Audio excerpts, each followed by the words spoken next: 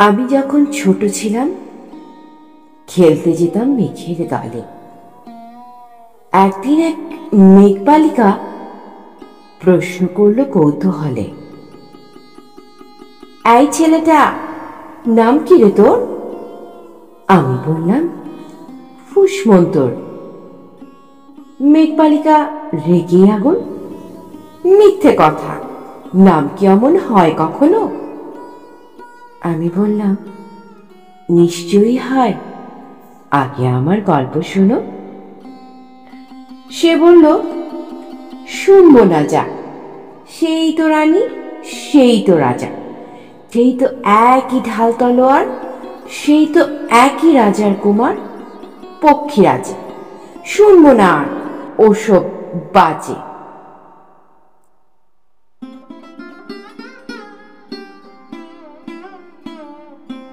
আমি বললাম, তোমার জন্য নতুন করে লিখবো তবে? সে বলল, সত্যি লিখবি? বেশ, তাহলে মস্ত করে লিখতে হবে, মনে থাকবে, লিখে কিন্তু আমায় দিবি। আমি বললাম, তোমার জন্য লিখতে পারি এক পৃথিবী। লিখতে লিখতে লেখা যখন সবে মাত্র 2-4 পাতা, হঠাৎ তখন ভূত চাপলো আমার মাথায়। খুঁজতে খুঁজতে চলে গেলাম ছেলেবেলার মেঘের মাঠে। গিয়ে দেখি চেনা মুখ তো একটিও নেই এ তল্লাটে। একজনকে মনে হলো ওরই মধ্যে অন্যরকম। এগিয়ে গিয়ে বলি তাকে, তুমি কি সেই মেঘবালিকা? তুমি কি সেই? সে বলেছে, মনে তো নেই, আমারও সব মনে তো নেই। আমি বললাম, তুমি আমার লেখার কথা বলেছিলে। সে বলল, সঙ্গে আছে, ভাসিয়ে দাও গায়ের ছিলে। আর হ্যাঁ শোনো, এখন আমি মেঘ নই আর, সবাই এখন বৃষ্টি বলে ডাকে আমায়। বৃষ্টি বলে ডাকে আমায়, বলে হঠাৎ এক পশলায় চুল থেকে নখ আমায় পুরো ভিজিয়ে দিয়ে অন্য অন্য বৃষ্টি বাদল সঙ্গে নিয়ে মিলিয়ে গেল খরস্রোতায়, মিলিয়ে গেল দূরে কোথাও, দূরে দূরে। বৃষ্টি বলে ডাকে আমায়, বৃষ্টি বলে ডাকে আমায়। আপন মনে বলতে বলতে আমি কেবল বসে রইলাম ভিজে একসা কাপড় জামায়। গাছের তলায় বসে রইলাম, বৃষ্টি নাকি মেঘের জন্য। এমন সময় অন্য একটি বৃষ্টি আমায় চিনতে পেরে বলল, তাতে মন খারাপের কি হয়েছে? যাও, ফিরে যাও, লেখো আবার, এখন পুরো বর্ষা চলছে। তাই আমরা সবাই এখন নানান দেশে ভীষণ ব্যস্ত। তুমিও যাও, মন দাওগে তোমার কাজে। বর্ষা থেকে ফিরে আমরা নিজেই যাব তোমার কাছে।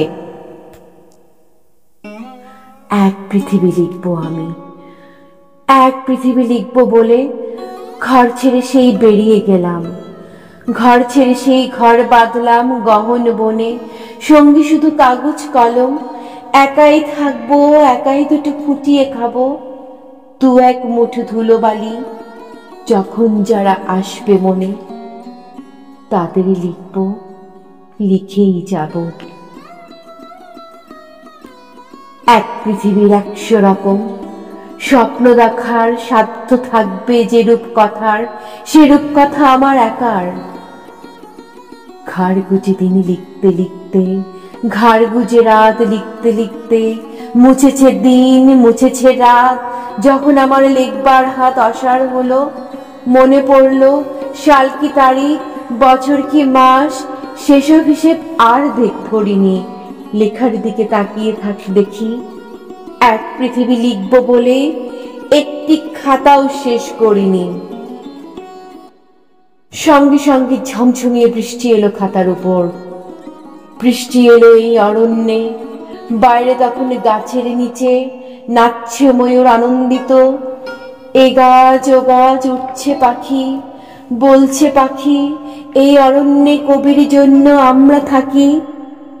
বলছে ওরা কবির জন্যে আমরা কোথাও, আমরা কোথাও, আমরা কোথাও হার মানিনি।